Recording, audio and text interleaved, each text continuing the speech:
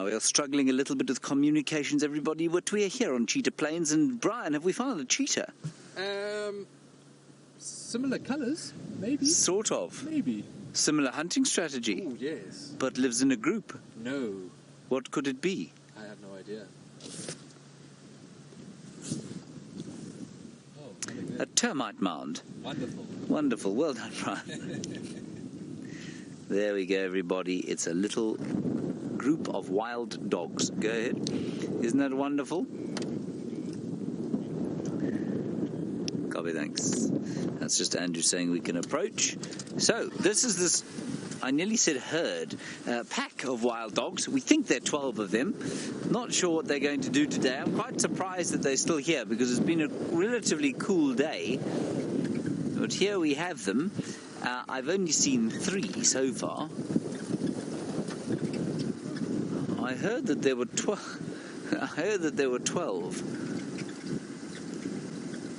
No, man, I'm talking rubbish. There are 3 here, but there have been 12. There were 12, I think. No, there are more than 3 here. There are 12 here. Wonderful. It is them. Okay, let's stop here to begin with. Oops, let me put the gear in. Okay, so we've got them there under the tree, Brian. Let's try and count them as the smell of wet dog and dog dung assails our nostrils. There we have 1, 2, 3, 4, 5, 6, 7, 8, 9. Is that it? There must be another 3 around here. I think maybe behind the tree. Anyway, at least 9 of them. And I got to tell you, the smell, we've parked in an extremely bad area here. The smell is coming basically straight over the top of them into us. And what's interesting there, as Brian is showing you, is that that is a collar, obviously. And the collar comes from a pack, apparently called the Ngala pack. Now, Ngala is where I, of course, cut my bush teeth.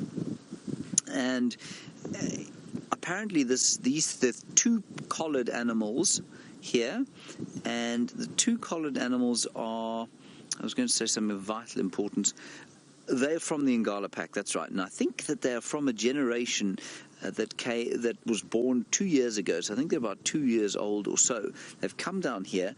They were known as the Ngala breakaways for a while. Then there's some from the Manyaleti pack, apparently.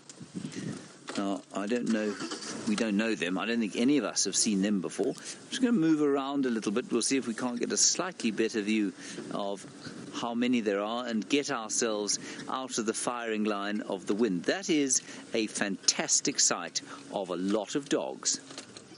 Ha! Isn't that cool? Shall we count them again? There's 6 in front here. And then 1, 2, 3, 4, 5. I can see at least 11 dogs.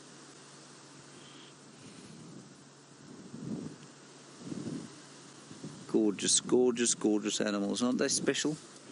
Now, everybody, you please send through your questions and things. I don't know if I'm going to be able to hear Rebecca in the final control. She is back from leave and back at the helm. But if not, she'll WhatsApp me, and then I will be able to answer you via that method. Rebecca, would you do a communication test, please, into my ear? Yes, I'm hearing absolutely nothing, which indicates to me that, in fact, things are not good. Now, the little ones in front there, that is definitely a pup from this year. So this is a brand new pack. Let's see how many. I think there's 6 pups and 6 adults. That's what Brent said. He chatted to the wild dog genius of the area. No questions just yet, everybody. Now, the other thing to note, of course, is that they are in the domain of those other 3 dogs that were known as the, what were they called? They were was it the Sabi pack? Those 3 that came through. Yeah, I don't know. It's all rather confusing. Right, here we go. Rais. Is there any reason why they have patchy coloration? Rais, yes, there is a very good reason why they have patchy coloration. If you look, where's a nice spot for us to show you? Brian, you see that tree with the fallen over tree in front of it? If you wouldn't mind just there, yeah, that one. Rais, in the dawn light, when the sun's just come up and it's at a sort of, it's just off the horizon, at dawn and at dusk, the shadows cast by vegetation like that very much mimic the colours of these dogs. They're low to the ground, they move through woodland like this or through grassland, and you find that when the light is correct at dusk and dawn, you'll find that they're almost completely invisible. So it's just for camouflage. It's very much similar, I suppose, to the random camouflage patterning on a military jacket, if you like.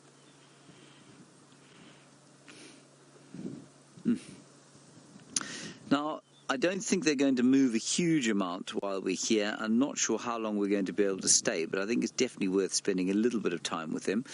And then we'll press on and see what else we can see. They look pretty fat to me. If you look at that one there that's panting away, he's got quite a fat belly.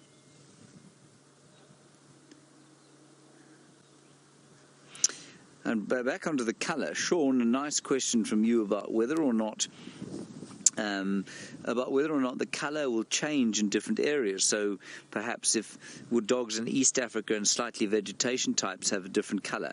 No, not in any meaningful way that you'd be able to say, well, these are definitely dogs from South Africa versus dogs from this part of the world.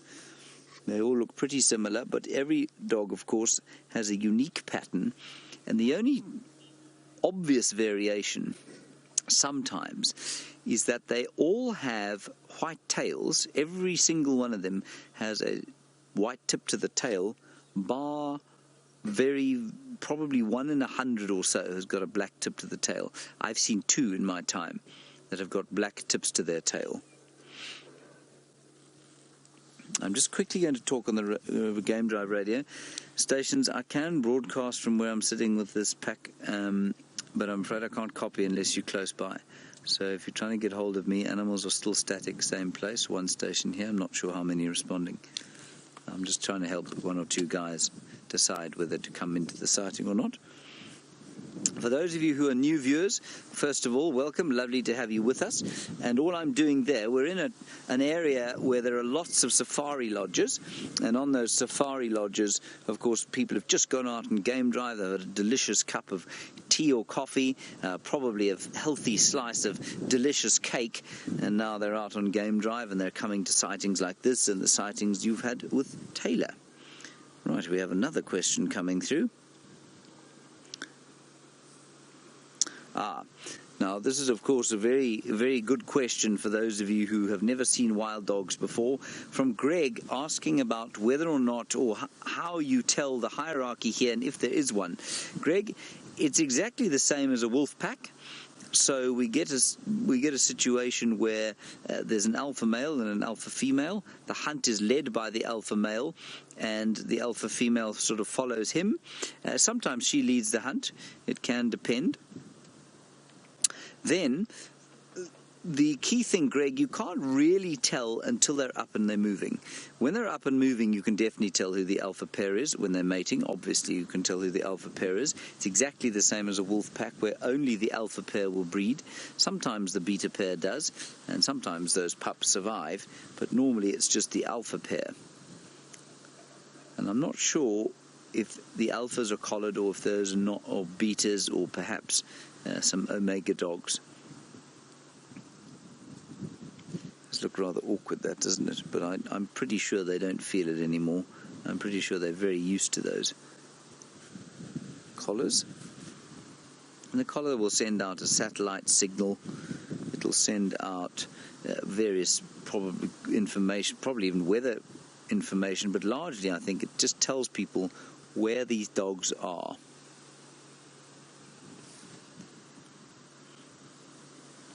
And they do like to have a heavy sleep, a bit like the lions. And although traditionally you will hear, of course, that they are diurnal predators, so they hunt during the day, and lions are nocturnal, all of that line is completely blurred, of course, as we've seen. The Nkahuma's killed a buffalo in broad daylight today. These chaps are fast asleep. I'm sure they did kill this morning. But most predators are active crepuscularly. It's just which side of crepuscular they are. So crepuscular means active day, at least at dawn and dusk. And these chaps are active largely sort of as it gets light. Lions just before that, and then into the dusk time they'll be active just before it gets dark, just before the lions get up and start to move. But of course, as Jamie Patterson likes to say very much, none of the animals read textbooks, of course, and they act according to their instincts and whatever suits best. Now, speaking of what they ate this morning, Brian, there's that one sort of, what should we say, a second from the left, just behind the one with the collar, has got an extremely fat belly. Now, that tells me that they ate something substantial today. I think at least the size of an adult impala for them to be this satiated by this time of the day. And while we're talking about what they eat, Tim, you're interested in whether or not they will hunt cheetah. Almost certainly not, Tim. Would they kill a cheetah if they happened to catch it? So if they caught perhaps an injured cheetah or took one by surprise, it would be highly unlikely, unless the cheetah had perhaps had a heavy night out. They would certainly kill it, Tim, but they wouldn't actively hunt cheetah. They're not anywhere close from any of the other predators. Leopard, hyena, lions, and wild dogs, of course, are more dominant than they are in the predator hierarchy. They're so fast, they will very easily just get away. It's a gorgeous, gorgeous sighting as the wind goes blowing in from the southeast. We're supposed to have rain today, but today, no rain so far. Gorgeous carpet of dogs. I'm just going to go back to the first question we had while we watch those clouds scudding through the sky. I do like the term scudding clouds, don't you, Brian? Yeah, it's very nice. And see how strongly the southeaster is blowing. And while we look at that, Rais, I just want to go back to your question, if you don't mind. The patchy coloration, I mean, I said during dusk and dawn, of course, when the sun shines. But when we got here, Brian didn't see them at all. I didn't see them at all initially. And then we only saw 3. And yet there were 12 lying here. So from a bit of a distance, they really are very obviously or very unobviously coloured. And that one's just calling now. It's going wee, wee, wee, before it lies down. Now, obviously, the most clear thing about that sighting we've just had is the size of those ears. Now, Scott Dyson, who used to work with us here, I think explained very nicely why they have such big ears. I'd certainly never read it before, but maybe that's because I haven't read it widely enough. But he said they've got those enormous ears, of course, not for hunting of their prey, but for them to hear each other when they're hunting. And they let out these loud whooping calls. It's the most fantastic thing to hear when they're trying to get hold of each other. It's the most amazing sound. I'm not going to try and do it too loudly, A, because that dog will probably think I'm an idiot, and B, because, well, there's a game drive vehicle full of guests behind me, and they will definitely think I'm an idiot. And it just leads on to the discussion of when we watch them hunt. And I was just thinking the other day that I thought perhaps we had, throughout my guiding career, certainly, you know, these dogs get on the hunt and we jam the car into gear and we race after them. And the other day I suddenly stopped and thought to myself, hang on a second. If they've got such big ears like that, surely with us racing next to them, we are disturbing those hunts. And I've now come to the conclusion that we should hang back. And of course we will hopefully soon be using a drone a little bit more often. But, you know, we haven't often seen them kill. out here live. We've certainly seen them eat, but to catch them killing, I think, is a little bit difficult if you are chasing them through the woodland, crashing over trees and revving the engines, etc. Oh, look at this play now. Alrighty, we're going to see what unfolds here. Rebecca via WhatsApp says that we're going to go back to T-Bomb and the inimitable Nkahuma Pride.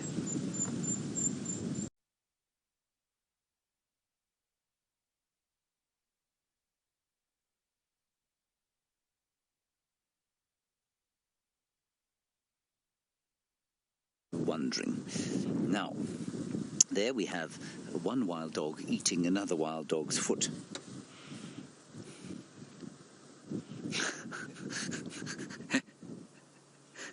This is, of course, the joy of youth being played out in front of us there. Now, we've got a nice question about the teeth. Look at those teeth, you can see them there. And we've got a question, in fact, a few questions about teeth. First one from Cheryl about whether domestic dogs have the same kind of teeth as wild dogs. I think there is.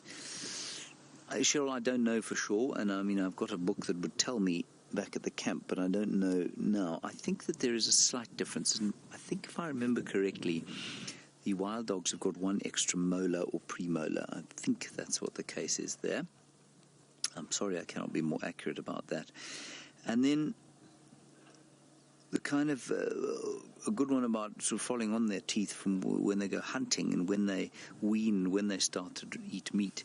They'll start to eat meat pretty much from as soon as they come out of the den, which is at about 2 weeks. They'll come out of the den and then they'll beg for meat, and the rest of the pack will regurgitate for them straight away. Now, they wean relatively quickly, I think, in comparison with most other predators. Well, I suppose similar to predators the same size. So they probably wean completely by 3 months, and now they're on a completely meat diet. And Marie, you're wondering when they'll be hunting.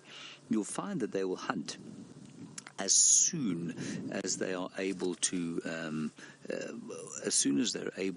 keep up with the pack. I think they're probably a bit small now, and as far as I remember, the sort of earliest time they'll start to actually contribute to a kill is at about 8 months. So that's probably about sort of 2 or 3 months from now. They'll start to make an active contribution to the hunts. But you can see that those 6 adults are managing to do a very good job, superb job, keeping everybody full. And the obvious question also to ask is how closely related to domestic dogs are wild dogs? And the answer is not very. They're in a different genus, but there is a school of thought that says perhaps they shouldn't be. Perhaps they are actually more closely related to domestic dogs than we think they are. And they're actually quite closely related to jackals and to not coyotes. I suppose coyotes would be a North American version, but they're not distantly related. As far as I understand it, interbreeding would be completely impossible, and so they're not closely enough related for there to be interbreeding. I used to give my answer to that question used to be that no, they're completely different. They're in a different genus, which means that they are, that they couldn't interbreed at all. There would be no possible chance, and they're completely different animals. But it would seem, the difference between one species and another and one genus and another is difficult, and it's not clear-cut. It's often a kind of continuum. So while we like to pigeonhole animals into different categories, so species and genus and then family, often 2 species in the same genus can be relatively closely related or relatively distantly related, and it's quite difficult to tell. It's on a continuum. So in a roundabout, long-winded way, they couldn't interbreed with domestic dogs, but they do share the same suite of diseases. They get rabies, they get canine distemper, and contact with domestic dogs is extremely dangerous to wild dogs because they don't have the resistance that domestic dogs do to various diseases. Other thing I just wanted to say to finish the tooth discussion is we're often asked about milk teeth. And milk teeth, of course, apparently all mammals get milk teeth. And these chaps are no different, and I think you'll find that, they've weaned now, so that those teeth that they have, although not very big yet, they are the adult teeth. Now, I cannot believe that no one else is coming to the sighting. It's an absolute joy, and with any luck, we'll see them get up and go hunting sometime fairly soon. Now, Lily, you're just 9 years old, and you've watched the Nkahuma Pride with a huge buffalo, and you wonder if this group of wild dogs could maybe take out a buffalo. Not that size, Lily. Now, it's difficult, of course, I keep forgetting this, it's difficult to tell how big something is from just looking at your screen. Now, if you were to stand at 9 years old, if you're an average size 9-year-old, if you were to stand next to those dogs there, they'd probably take you up to your tummy. So their shoulders would reach up to your tummy. And then if you were to stand next to one of those lions, you'd find it probably took you up to your head. Probably around your nose, actually. So they're very, very tall, the lions. They're much thicker and heavier. And these guys weigh probably about 30 kilograms, which is about 66 pounds or so. Lions weigh, those females that you were looking at there, probably about 120 kilograms. So that is about 260 pounds or so. So they're much, much, much bigger. 200 pounds difference between them. Look, they're up. One of them's just, I know, Lily, this is going to be disgusting to you, but one of them has just vomited something up, and now they're all trying to share it. And I know that for a human being, that is a disgusting thought, but it does happen. So, Lily, they're just simply not big enough to take down a buffalo. The biggest thing that they could take down would probably be a pack this size. If, let's say they were all hunting, Lily, let's say all 6 of the youngsters were big enough to hunt and help on the hunt, the biggest thing they'd take down would probably be a wildebeest cow. And a wildebeest cow weighing in at probably around 180 or so kilograms, which if I multiplied my maths is difficult to do all this maths, almost 400 pounds. And a big buffalo bull weighs about 2,000 pounds. And Angie, that dovetails nicely onto your question. What is the biggest animal they can take down? As a pack now, with 6 adults and the 6 pups, I think you'll find the biggest thing they'll take out now would probably be a nyala, maybe a nyala cow, maybe a nyala bull if they were very lucky. That's weighing in at about, if I don't remember incorrectly, a nyala bull weighs about 100 kilograms. So that's about 220 pounds. That's probably about the biggest for this pack. But like I say, if they were all adults and all hunting, you'd probably push that to the size of a wildebeest. Now, Tracy, you've obviously just joined us, and it's great to thank you for your question. This pack is an interesting one. Now, I'm just quickly going to consult an update we had. One of the collared females is a member of a pack called the Ngala pack. She's come away from there, and I'm just quickly looking here. The collared females, the males are from the Manyaleti pack. So it is a mixed pack, and I think that the pups were born to the Manyaleti pack.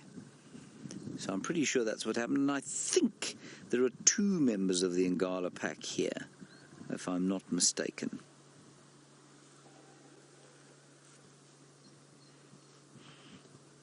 And there, just as the wind kind of dropped a little bit, and the smell, and the sun came out, the smell of the dogs sort of assailed our nostrils. Paul, yeah, it's a good question from you, Paul. How many packs are there in this area? At the moment, there are 4. Now, that's 4 in the Sabi Sand, which is 60,000 hectares, which is roughly times 2.4, Brian, takes us to roughly 160,000 hectares, at least acres or so, 4 packs. That is not the case. Sometimes, at least not the case always, sometimes there are 4 packs here, sometimes there are none. Most often there are none. So they have huge home ranges of between 450 and 1,000 square kilometers. So that's between 600 square miles and all the way down to about 300 square miles, say, probably round about the lower regions, about 300 square miles in this area. And they're not territorial, so they don't like to meet up with other dogs, and they can be quite angry with each other. Sometimes there's a bit of a spat, but they don't mark a territory because the territory is, the home range is so very big. And because they don't exclusively defend and mark a territory, it does sometimes happen that they all come together. And then, you know, the point of that at this time of the year is that this part of the Kruger Park, the western fringes, and specifically the northwestern Sabi sand, has received good rain compared with the rest of the Sabi sand. It's attracted a huge number of general game up here, masses of waterbuck and 4 or 5 herds of wildebeest, which is unusual, thousands of impala, lots of buffalo, and that means that the dogs are going to be, obviously, where the prey goes, the predators must follow. Ruth, why they're biting that one dog? They're just playing, Ruth. They're just having a little bit of a play. You know, I quite like to use this analogy, and I used to use it for our own dog, Trubshaw. If you have what is called the law of the instrument, if the only tool you have is a hammer, every problem starts to look like a nail. Well, as far as it applies to dogs, if the only toy you have is your jaws, well, everything then starts to look like something to eat. And that's why dogs and cats use their jaws so much when they're playing. And, well, this one is building a sandcastle. You see that, Brian? That is very impressive. Digging a tunnel, or making a fort, perhaps, underneath that fallen combretum tree. Gorgeous light now, everybody. Right, we're going to stay here. They seem to be getting a little bit more active. One of them's, well, not to put too fine a point on it, he's going to the loo. So before you have to see that, let's head across to Taylor and some spiral-horned kudu. Everybody, welcome back to Cheetah Plains. The dogs have moved. The dogs have moved on account of a fact that something resembling a combine harvester just drove past. It's been fixing some waterhole here on Cheetah Plain. Anyway, it got the pups up, and now they're having a good time playing with each other and using their teeth again. You see that, Brian? Biting each other and, well, stomping on each other. Now, what's interesting here is that this is how the hierarchy of the pack will be sorted out. This happens from very, very young. You'll find that the dog on the ground is probably going to be something like an omega dog. In other words, it's going to be, well, not one of the dominants.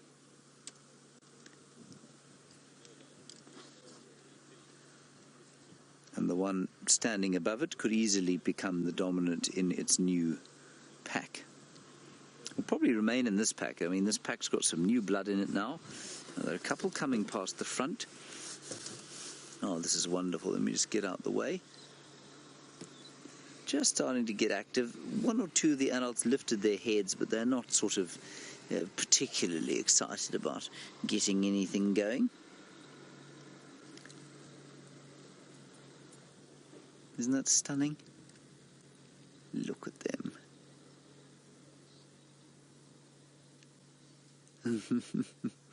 And, I mean, you can't really tell at this stage, but they are substantially smaller than the adults. Probably, well, I'd say almost less than half the size, wouldn't you? So these little pups are roughly the size of, let's say, I guess they're about as tall as, I'm trying to think of a spaniel, I guess. A kind of spaniel-sized, whereas the adults are more German Shepherd or Alsatian-sized.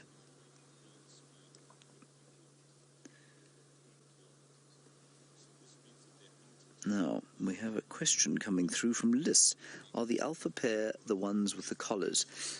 Liz, as far as I know, I think it's quite randomly that they both have collars, that there are two with collars. One comes from another pack called the Ngala pack. I'm not sure if it's that one or the other one. The other one, I think, is the male from the Manyaleti pack. Now, whether he is the alpha or not, I don't know. It's highly unlikely that the female with the collar is an alpha. As if she's just joined the pack, it's much more likely that she's quite the opposite. She's probably an omega. And then Brian, to the left, you see, I mean, we've been asked all these questions about whether or not they are like domestic dogs or not. Well, these chaps have just watched a vehicle drive past, and a little bit like domestic dogs about to chase the postman, they've been quite interested in the spinning wheels. That's a little male you can see there. There we go. And as we watch them in the flush of their youth, they won't always be in the flush of youth, of course, and we were talking about the hierarchy. Hunter, you're wondering what's going to happen to them when they get a little bit older, and what happens if the alpha dies? Who chooses the next one? Well, dogs live, Hunter, in this area probably for not a great deal longer than 5 years. That's because life's pretty tough for them. Well, they potentially have a lifespan maybe of about 10 if they're very lucky. And then the next alpha or leader of the pack is decided by the next dominant one. So the males will have a hierarchy with a dominant at the top, or an alpha at the top and an omega at the bottom, and then there'll be a beta or second in command, and he will then assume the role of the alpha if the alpha dies. That's normally what happens. That's kind of a generalization. I think you'll find that probably the method by which the new alpha is chosen probably varies quite a lot. There might be a bit of a fight, because without the alpha's very obvious leadership, I think you'll find that there probably does change every so often. And if you do hear the pinging of the phone, everyone, that's just a comment or a communication from the final control coming through. I could make the phone silent, but then I wouldn't know what your questions were coming through, so I apologize for that. We'll just have to deal with the odd ping. Ah, very nice, eating a piece of charcoal. You see that, Brian? Obviously there was a fire here a little while back, and that dog is cleaning his teeth and getting some minerals from some charcoal. How delicious. The light has just become quite a lot nicer as the sun's sort of come out a little as the clouds move in from the south. We're supposed to be having apparently a huge amount of rain in the next few weeks or few days or so, but we were supposed to have rain last night and we didn't have any. Oh, look at the light falling on them now. And so maybe these clouds will continue to break up, and there will be that wonderful golden light on them now and possibly in the morning.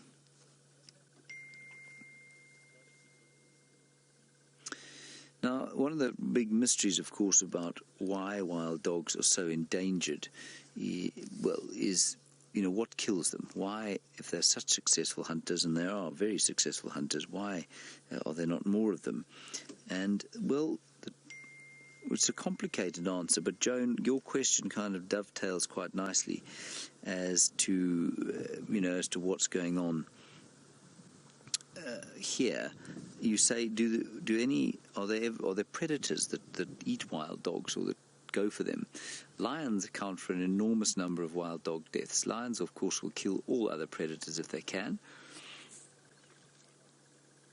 The thought is that is for competition, but I'm just not sure that I buy that, because I suppose you might describe a wild dog or a leopard as being a slight amount of competition to a lion, but they eat different things. Wild dogs don't eat buffalo in this area. They don't eat giraffe. They don't eat the big things like waterbuck. They hardly ever eat things like zebra. So I'm not sure I buy that. I just think it's that lions and other predators are predators, and so they will kill whatever they can, and sometimes perhaps they kill things that they don't think taste very nice. I'm just not entirely convinced that they only kill for competition, but lions certainly will kill wild dogs. Leopards, I mean, the most terrifying experience I ever had in the bush was with leopards and wild dogs. Leopards will try, and if they know that there's a wild dog den, they will often go and investigate it if the adults aren't there, and if the adults are there, that leopard can get into a huge amount of trouble. And certainly the one incident I had with a leopard on the front of the bonnet was directly caused by wild dogs trying to kill it. Now, off to the right-hand side, Brian, we've got some of the adults getting a little bit more active, starting to stretch and get up, as that little one was eating the leaf, of course. And probably what they'll do is, much like the lions, I guess, get up, have a yawn, have a stretch, lie down again. we're getting to the time when they might go hunting. Remember, lions will hunt as it gets dark, and these chaps just before it gets dark. The sun is dipping towards the west. It's a cloudy day.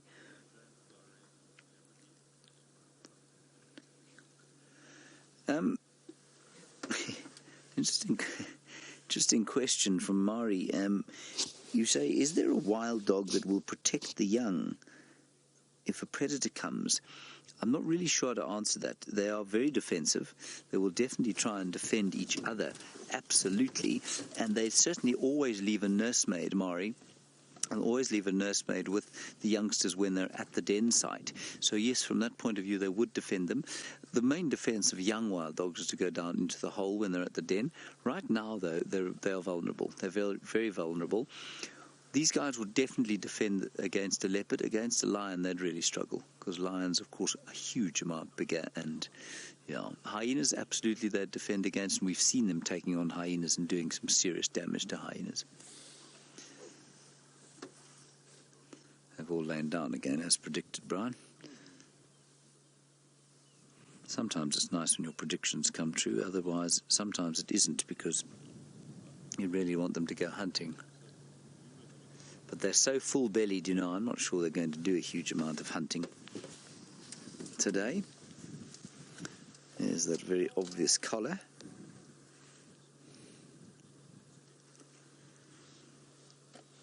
Rob, your question is about how often it is that we see dogs with their pups. How common is that? Rob, it's the only time you see the pups, really.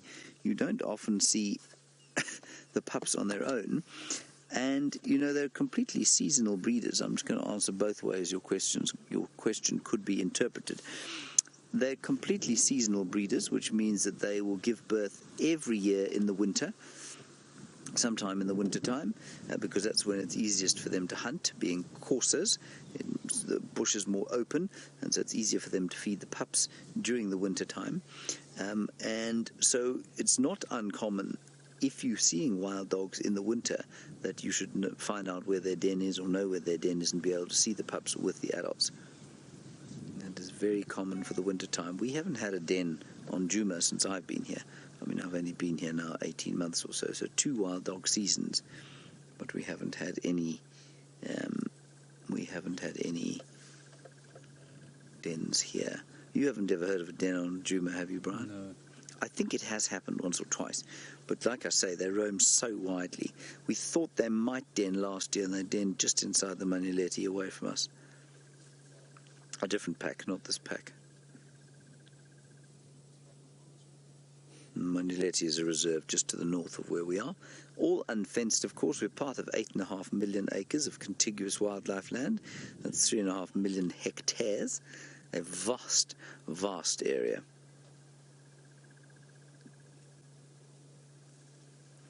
And that light has faded again. You can see the light gets flat. And if those dogs were to go walking through this woodland now, and there happened to be a steenbok or a duiker or some impala or maybe a bushbuck through there, I think that'd be pretty difficult to see. But the adults don't look like they're going nowhere.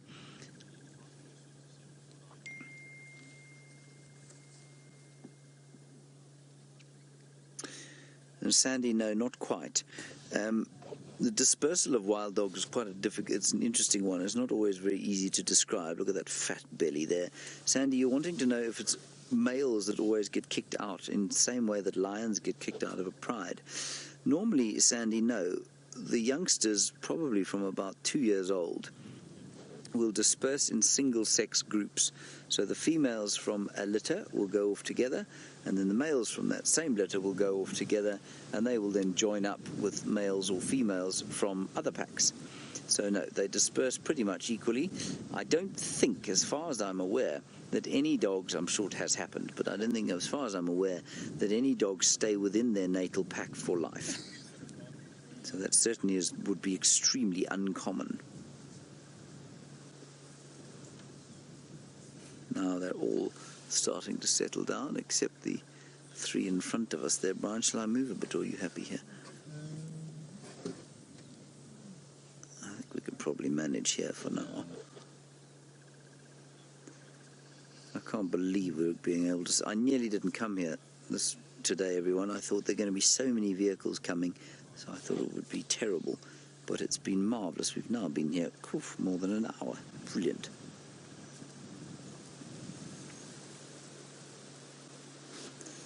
Even though they're snoozing, there's a little bit of action going on. Now, you see the ear posture there? That's classic posture of an omega dog. Also a dog who's just folded its ears by mistake. But I think that's that's omega behavior. And you must watch this with your own dogs. I'm sure many of you have got dogs, and you'll take them to the park, and they'll play with other dogs, and you'll put there. Look at that. It's so clear. You'll be able to tell immediately if they are alpha dogs or if they're omega dogs, because domestic dogs do exactly the same thing. They either feel dominant or they don't, and that probably comes from their litter mates, and I suspect they hold on to that kind of status for life. Now they're up. They're all up, everybody. Here we go. Take your dentures out. Tip out whatever drinks you've got. Oh, I think the dogs are going on a hunt. This is marvellous. Hang on, we've got something going on right behind us. I just don't want to run anyone over. The buffalo coming this way from the other side of Cheetah Plains there. Not Cheetah Plains and Coral. Watch this. Now, we can't cross this boundary, but the dogs can. And I can't wait to see what those buffalo do. I'm just going to drive onto the road and then stop so that Brian's got a nice smooth shot. There you go, Brian. So this is as far as we can go, I'm afraid. But you see how quickly they got up? They don't mess around like lions do, taking ages to get up and decide what to do. Isn't that fantastic? There are the buffalo. Now, I mean, the chances of them killing a buffalo are negligible to zero, except that the buffalo, as we know, have been very, very weakened this year by the drought, and I'm pretty sure by tuberculosis as well. I still don't think these dogs are going to take on a buffalo. Isn't that a beautiful shot? Hey? Look at that. You can put your dentures back in, everybody, if you want to. Brian, are yours back in? Mine are back in. Oh, good, good. Excellent. But I did waste my drink. You did waste your drink. Yeah. I'm so sorry about that. Okay. I'll pour you another one shortly. Thank you. Oh, what a wonderful shot. I'm just slightly sad the light has decided to desert us at this stage. Now, while the males, or the male went off towards them, I don't think he was ever particularly serious about trying to get hold of a buffalo. Behind him, the rest are looking around. Now, they get up very suddenly, and they're going to make a hunting effort here. I don't think with those buffalo, of course.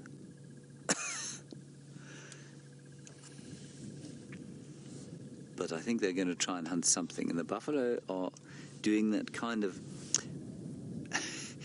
how would we describe it, Brian? A kind of reluctant amble. Yeah. That's the boundary, isn't it? Or am I on the boundary? No, that's the boundary. We can go a few meters forward. And then we'll have to stop, I'm afraid.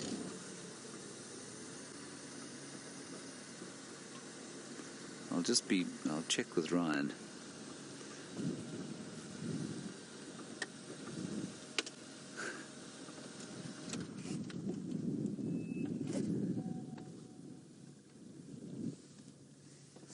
Right, another question coming through here. No, just a survey comment from Rebecca, which I shan't tell you about.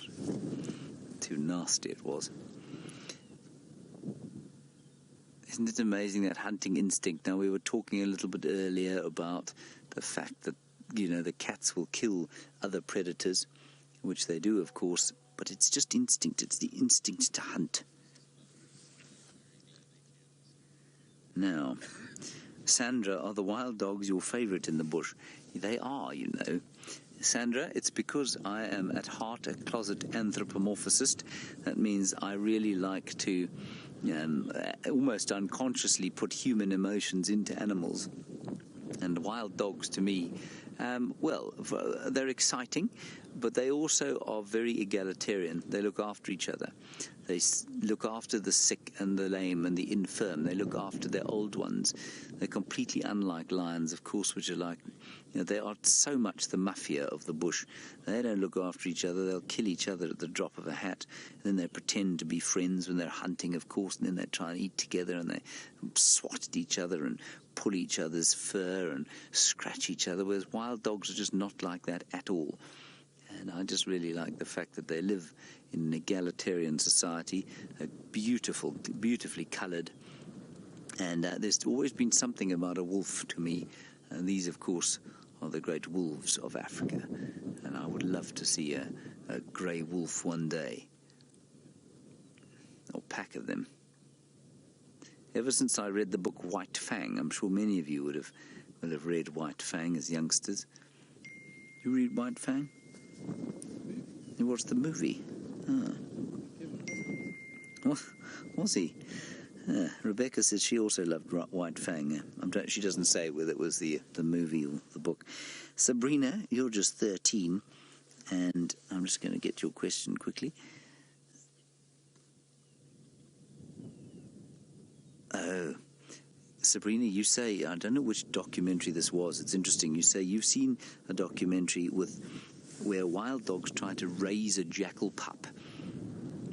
Sabrina, I've not seen it. I don't know which one you're talking about, but I have heard of similar things happening. And I'm not sure it's not the same group of dogs. There's a group of dogs, or one female dog, who lives with a jackal. And I don't know if she still does, but she certainly used to. She lives with a jackal and its mate and their pups, and that's at Mombo in Botswana. And she used to go and hunt for them, basically. She used to look after them. The jackal would kind of help a little bit behind, and then she'd bring meat back for the adults and the pups to the den. And eventually that little arrangement was a hyena female as well, and the hyena just used to sort of steal off the arrangement. But they'd all lie and rest together during the middle of the day around a termite mound where the little jackal puppies lived. And the jackal adults obviously a little bit weary of the hyena, but of the dogs, not of the dog, the single female dog, not in the slightest. And so, Sabrina, if it is a different documentary, then I have heard of it happening, yeah. I don't know if it's happened once. I bet over the course of evolutionary time it's happened 100 times. Now, this is a good direction they're heading. They're heading into Cheetah Plains. That is good news, because those buffalo are in Nkoro. Right, okay, Brian, we got action.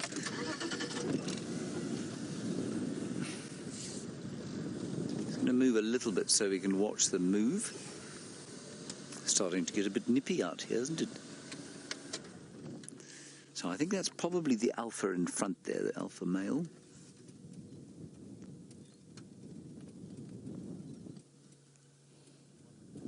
Definitely a male. And so almost certainly the alpha male. Now, the rest of the pack will come up in the order, probably the alpha female behind. Let me just get me binoculars out. That'll be the alpha female. Yes, it is. And that's interesting. That's the collared female. So that's from the Ngala pack. The other collared one is a male. In fact, they're all... Okay, so there are two females, one with a collar, one without. In fact, there are three. Sorry, I'm not talking nonsense. Two females, three males. And there come the little pups. Now, Tucker, you're just 4 years old watching with us, and it's so lovely to have you with us, Tucker. You say, is the collar like the collar you'd get on a puppy? Yes, it's exactly the same, except this one's very clever, Tucker. It sends information into space, and that information we can then get. Well, we can't get it here, but there's a special fellow who can get it on his computer, and then he can tell exactly where these pups are all the time. So it's just the same. And just thinking about picking a direction of where to go and what to go for.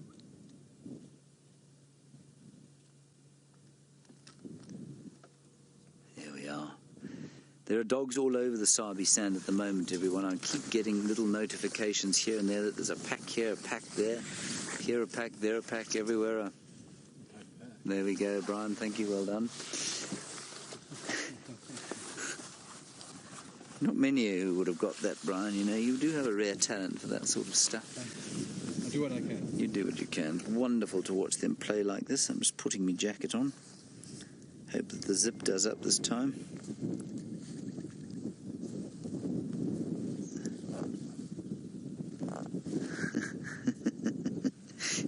Many of you apparently keep looking at your own phones when you hear a ping because of mine pinging. I'm sorry about that. We're going to stay with these dogs. Let's see if they don't go off on the hunt. While we do that, Taylor's got something much larger to show you. Everybody, we're live. Hello. Sorry, a little bit discombobulated. Rebecca, try the radio now. We might get you in this area. The dogs have just got up and they've started running down this way, and we're about to head into the clearings beyond which is Mala Mala. So I'm not sure how long we're going to be able to stay with them. And for those of you who are perhaps new viewers, the animals can come and go from the properties that we're on as they please. We can't. We have our unfortunate human property laws that we have to look after. The adults are in front here. Here come the pups behind us. We'll just have a quick look at them, and then I'm going to move quite quickly to the adults because we want to be with the adults. This is what happens when they're on the hunt. The pups, of course, get distracted. They're so cute. And they will hang back now. He's just picked up a nice... Brian, the one at the back, picked up the stick to carry. There we go. He's got his toy. Wonderful stuff. And the smell, I got to tell you, look, I know smelly dog is a horrible smell if you're in the home, but out here, it's just the smell of excitement.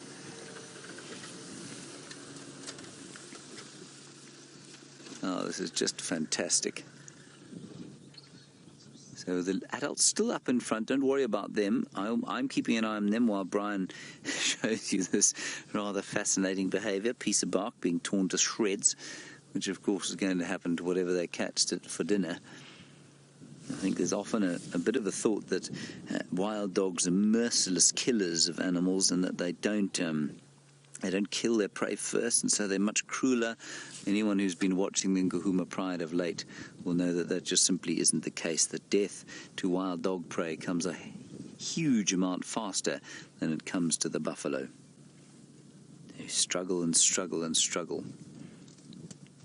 Good. Well, things have calmed down a little now. I'm just rather wishing that we had a little bit more prey activity. And of course they're heading perfectly into the wind. Now whether that is by design or not, I'm not sure. Some people will tell you that these predators know which way the wind is blowing, and they take cognizance of it, knowing that their prey can smell them. I think with dogs that might be the truth. With lions it's been shown to be fairly random, and I think that's because lions don't smell very strong. Certainly, I mean, I couldn't tell you what a lion smelled like. Could you, Brian? Can you think of a lion's smell? I don't know. No, I can't. Right, here we go. We want them to come up this way. We don't want them rushing off towards Mala Mala. Yeah, that's an interesting one from Jackie. Of course, we're continuing the theme of comparing them with domestic dogs. Jackie, you say they wag their tails when they're happy. I'm just trying to think. Yeah, they do. They definitely wag their tails when they're happy. I don't think quite as obviously as domestic dogs do, but there does seem to be a fair amount of tail wagging when they're feeling joyful about life. When they're approaching each other, though, they tend to put the tail down if they're not dominant, if they're omega, and if they're dominant, if they're alpha, the tail tends to be sort of stuck straight out behind them.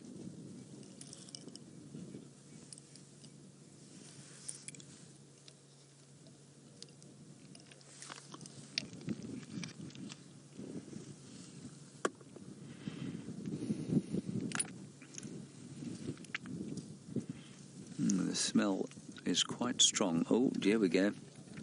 Grabbed a little piece of a broken down ziziphus there. Might have it actually attached to its lip, because that thing is a thorny branch. It's knobthorn, actually.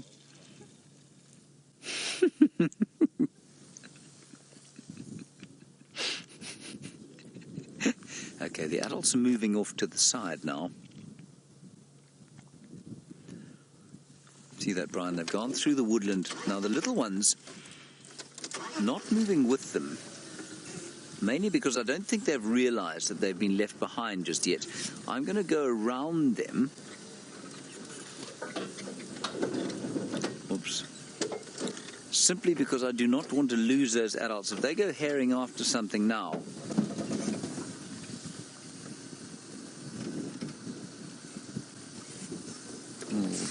Brian, can you see them at all?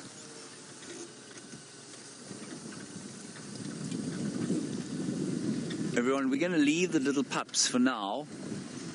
No, there, I can see them. They are through there. Yeah, the pups are now going to follow the adults. Now, we have two choices. One, we go after them. They're going north again. So I think we're going to have to head in.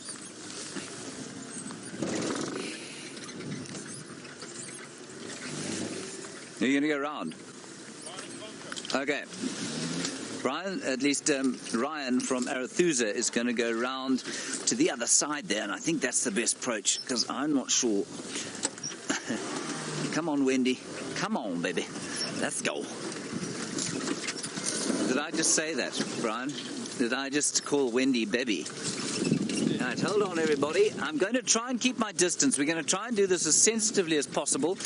They headed off left and right, as far as I can tell. Watch your heads, everyone. And Ryan has gone around to the clearing, so he might be able to see them. I can still see them. There we go. I'm just going to quickly try and find the radio. Try not to break the car. It's important not to break the car, Brian. Yes. Try not to use the cameraman, who's obviously not a small fellow. Ryan, they're going due east through this block. Try and find some questions to answer on my telephone. If I'm not answering questions, everybody, if you lose them, we can link to Taylor. She's ready. Okay, right. We're going to try and stay with them for a second. Just quickly try again. All right, I think it's going to get quite hairy in here, everybody. Let's head back to Taylor. I think she's back with the lions, and I will try and keep up with these chaps and keep you posted when you come back. Parlour in front of them. They are heading straight for the Kruger Park, though. Brian and I had quite a time getting through there. Brian's instinct was exactly correct. He knew exactly where they were coming. Now look, they're in the stalking mode. The impala have seen them, but that doesn't matter. Here we go. Doesn't matter that the impala have seen them. They're alarming, and now they're off. Here we go. Okay, now we're going to stay relatively close behind them, but if they go into thick stuff, everyone, well, we need to follow, hopefully, the alpha. He's headed off straight through there in front of us. Now they're slowing down. I'm going to cut the engine here, just so that we don't rev them. The little ones, very cute, running behind, and they're wonderfully running straight back into Cheetah Plains. I'm going to cut the engine again. I'm not going to make too much noise. The little pups are off to the left-hand side, trying desperately to keep up, failing at this stage, but they'll catch up if there's a kill. We're just going to push straight through this open area. Ryan's going around the other side. They went straight into this thick stuff here. Now we're going to have to be a little bit careful. Try and stay a little bit further behind. There. Off to the left, Brian. I think there's an adult there. They don't look like they've killed, though. I'm going to turn off so that they can talk to each other. I'm not going to make a noise now. We're just going to wait and see. Oh, they're all there. They're all there. The whole pack. They're still chasing. Going due, Ryan. They're going straight west. I think they've cornered something in here. I think they've cornered something in here, everybody. The pack is now all heading southeast towards the first clearings where we were. It looks to me like they just look like they may have surrounded something. sorry if you're sending through questions, everybody, but if I look at my phone now, we're definitely going to have an accident.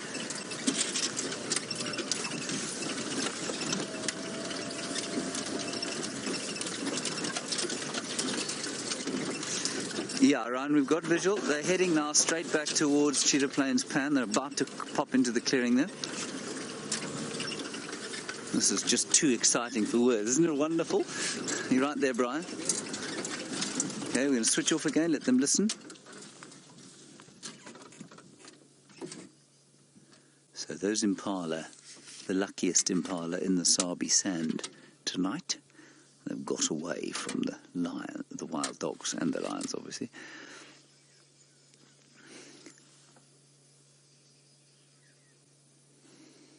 Isn't this special? It's just so gorgeous. Now, interestingly, they will tell you that wild dogs are the most efficient hunters, that they will kill 8 out of 10 times that they chase. What they don't tell you, though, is that they don't often push through on their attacks. And it means that they probably only kill 3 out of 10 times they see something and decide to see if they're going to chase it or not. What they don't do, similarly to other animals, what they seem to work out much more quickly is whether or not they're going to catch an animal. And so if they're not going to catch, they just stop, and then they try again, something else. And so that would be classified, I guess, as a failure. Ryan, come in. Ryan, they haven't gone out into the clearings. They're now static just on the eastern fringe of that clearing.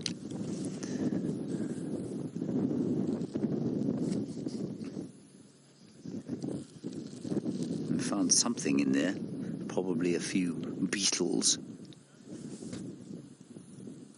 Yeah, you'll get them now to your north.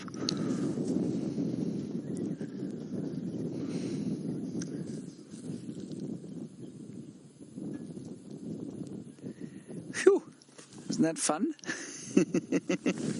Let me just go a little bit forward and get the whole pack in view.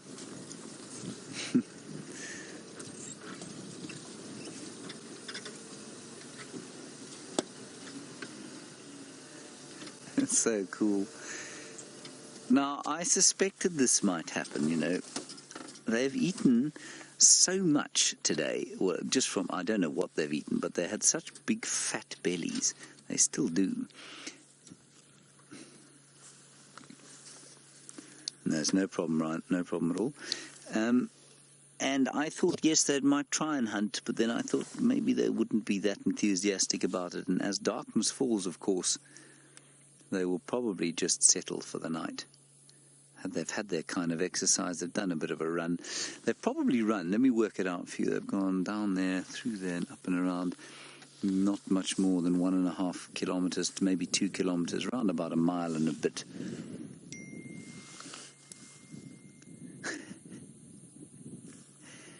Slug. A wonderful question from someone called Slug. Thank you, Slug. That's a very, what shall we say, a short and sweet Twitter handle. Very evocative. Slug, you say, do they have some kind of formation when they hunt? Other than the alpha male leading the hunt, no, they don't really.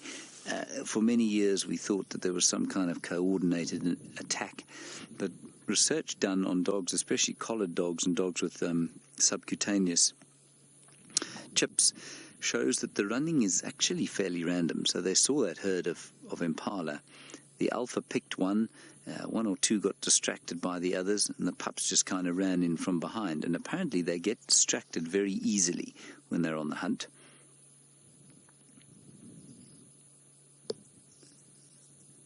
And so, no, there's no real sort of formation other than the alpha male and the alpha female leading the hunt as it starts.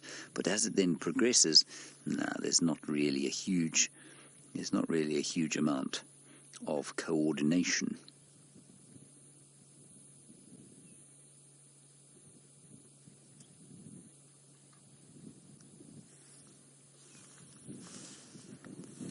Now, let me just describe the atmosphere to you slightly. It's, well, obviously there's the niff of wet, damp dog in the air.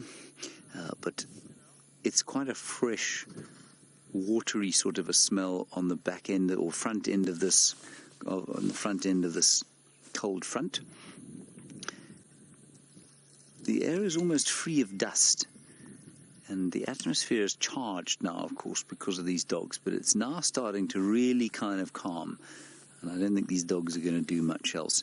The other thing is that we have to pull out now because it's starting to get dark. So we'll sit here for another 2 minutes. We will not put light on them. And Paul, you say, is beautiful comment for this, for what's happened here. You say they go from attack to relax very quickly. They do. And they did exactly the opposite when they got up, of course. They went from complete relax to chasing buffalo in the matter of about, well, I don't know, 3.5 microseconds.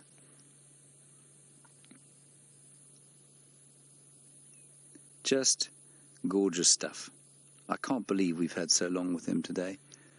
If anything comes past here, they'll almost certainly grab it. But I think they're probably going to head into some thick bush where they will rest for the night. And of course they won't sleep as soundly as they did during the day. The night time, of course, for wild dogs, the most dangerous time. They're not nocturnal. It's the time when the lions and the hyenas move, and the leopards. And so these guys will have to remain pretty aware of what's going on throughout the night.